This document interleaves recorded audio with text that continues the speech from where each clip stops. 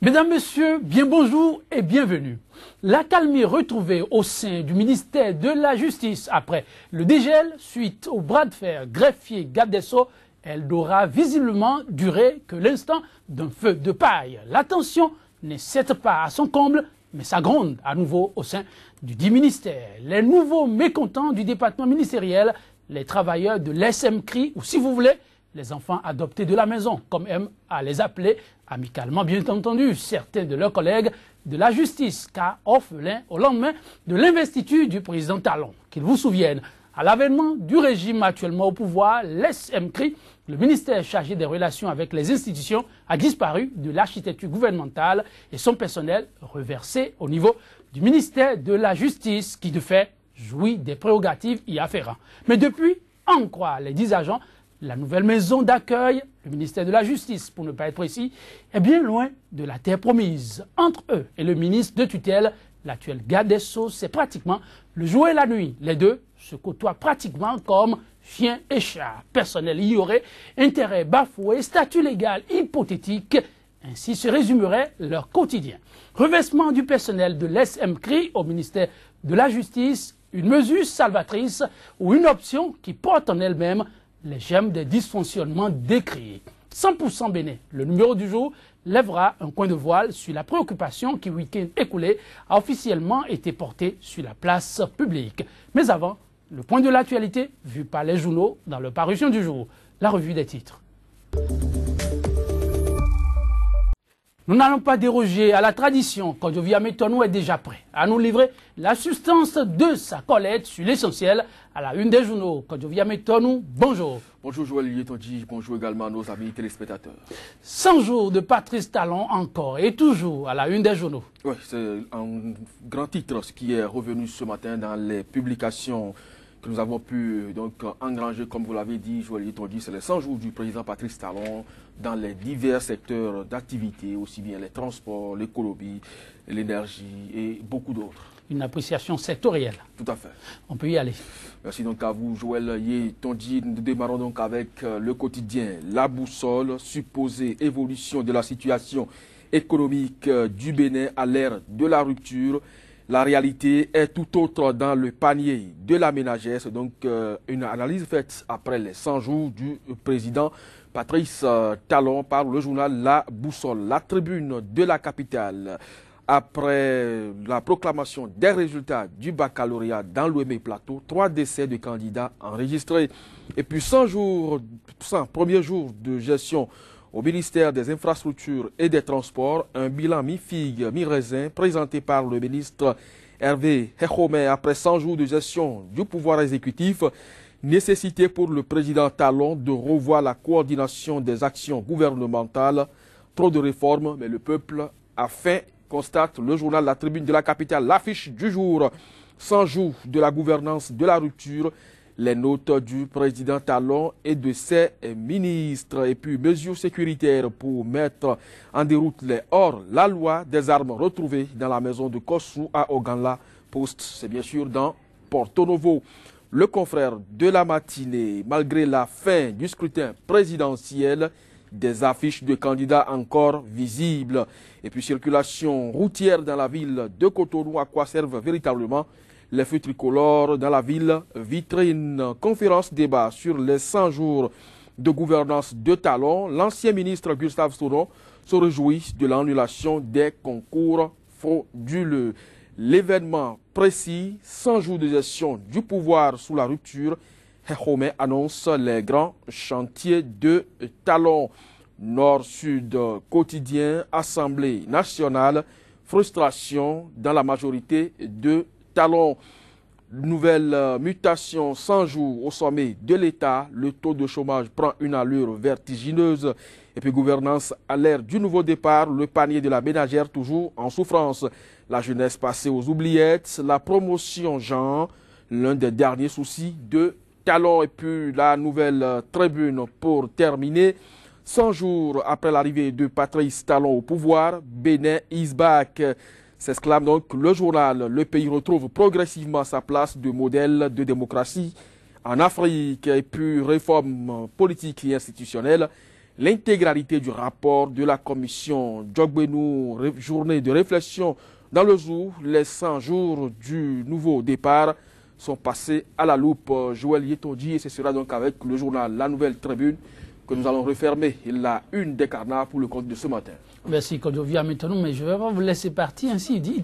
On dit que Gustave Sonneau, l'ancien ministre, salue l'annulation des concours dits frauduleux. Oui, vous ne pouvez pas quand même être surpris par cette déclaration si ça vient de ce ministre. En tout cas, Gustave Sonneau, c'est un communiste modéré qui a un franc-parler sans état d'âme que tout le monde connaît.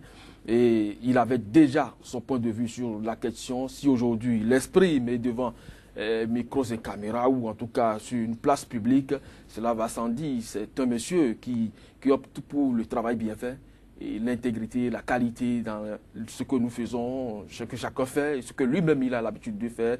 C'est un monsieur que nous avons suivi au transport pour le peu de temps qu'il a passé là, la rigueur dans le travail. Et s'il dénonce et condamne aujourd'hui ces concours frauduleux, bien moi je pense que c'est quand même normal des choses. Tout à fait. Quand je viens plus ton nom, merci. Nous donnons rendez-vous pour demain. Tout à fait, et avec beaucoup de moissons. Oh, merci, oui. Et on l'attend. Place à présent au débat matinal consacré à l'analyse de l'actualité béninoise. C'est juste après cette bande-annonce. Sika TV fait désormais escale dans chacun des pays africains. Escale numéro 1, le Bénin.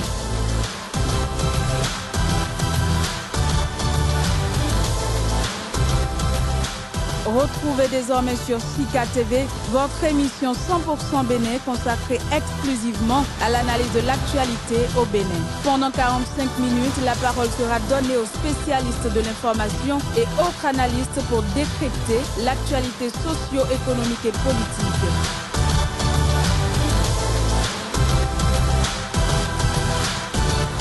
« 100% Bénin, c'est du lundi au vendredi sur Sika, le vrai visage de l'actualité en Afrique. Le mois de juillet entamé sous d'heureux auspices avec un refroidissement de la tension qui couvre au niveau du ministère de la Justice pourrait ne pas s'achever sur les mêmes notes. Après les greffiers, ce sont les travailleurs de l'SMCRI, désormais agents du dit ministère, qui donnent de la voix pour la reconnaissance, disent-ils, de leurs droits, leur respect et le sauvegarde. Depuis leur initiation au niveau du dit ministère, voilà déjà 3 mois et plus, aucun cahier de charge ne leur a été jusqu'à présent confié. Jamais ils n'auraient en outre été associés à la moindre activité de leur nouveau ministère de tutelle. À l'ère de la rupture, le ministère de la Justice, un département ministériel en deux.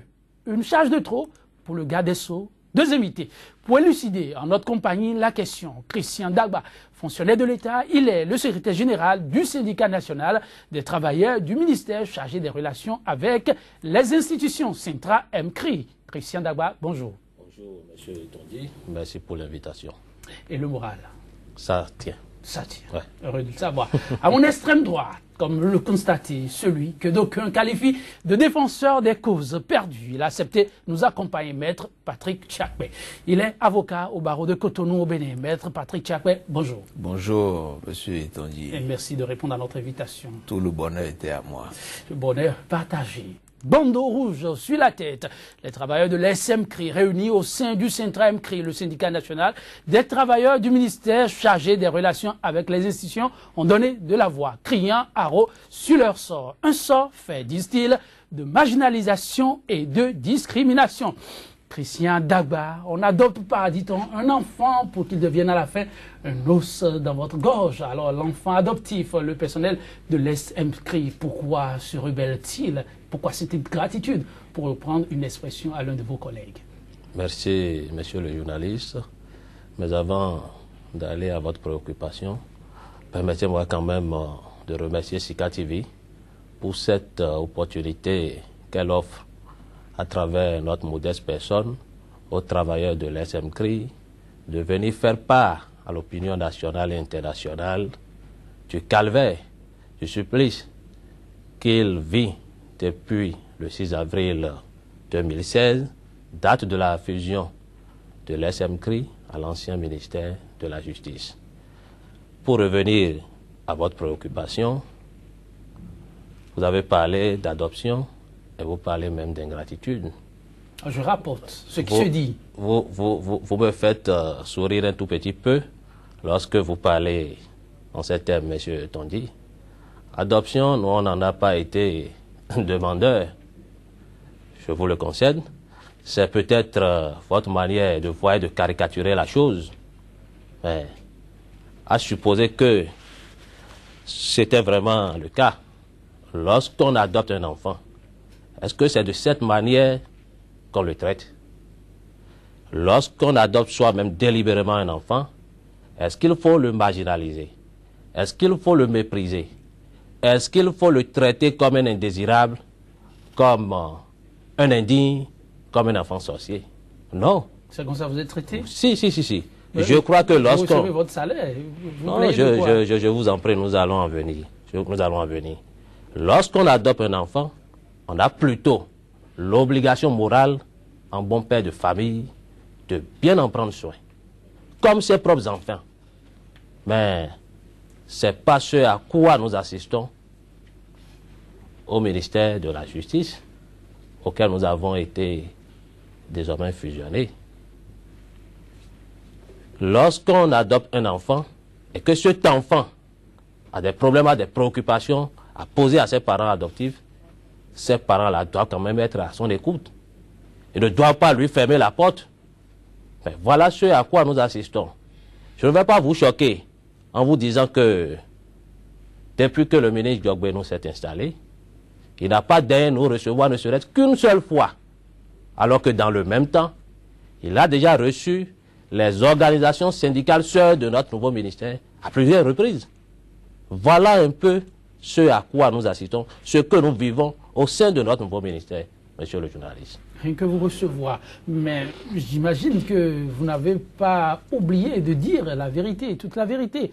Car pour les informations qui nous sont parvenues, le ministre vous aurait adressé une invitation.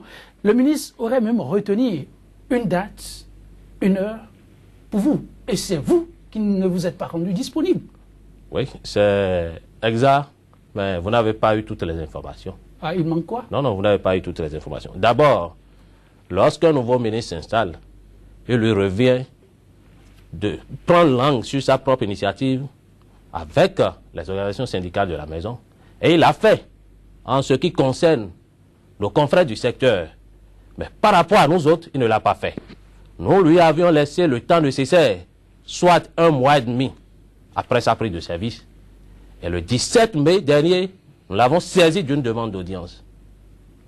Monsieur le journaliste, cette demande d'audience est restée sans suite de sa part jusqu'au 8 juillet dernier. Et lorsque nous préparions l'Assemblée générale extraordinaire du personnel du vendredi dernier, les avis étaient partagés. Il y en a au sein du bureau exécutif qui souhaiteraient quand même qu'on le relançait.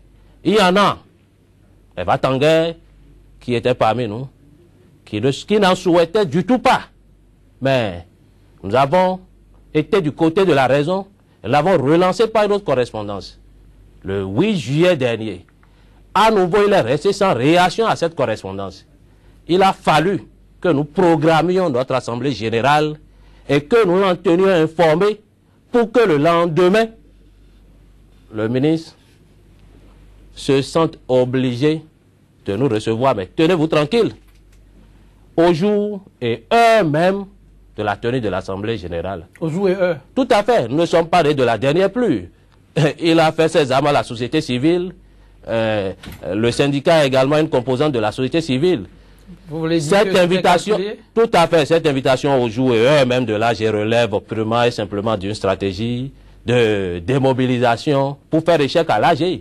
Mais en toute courtoisie et en réponse à son invitation, nous lui avons rappelé que nous tenions une AG ce jour-là et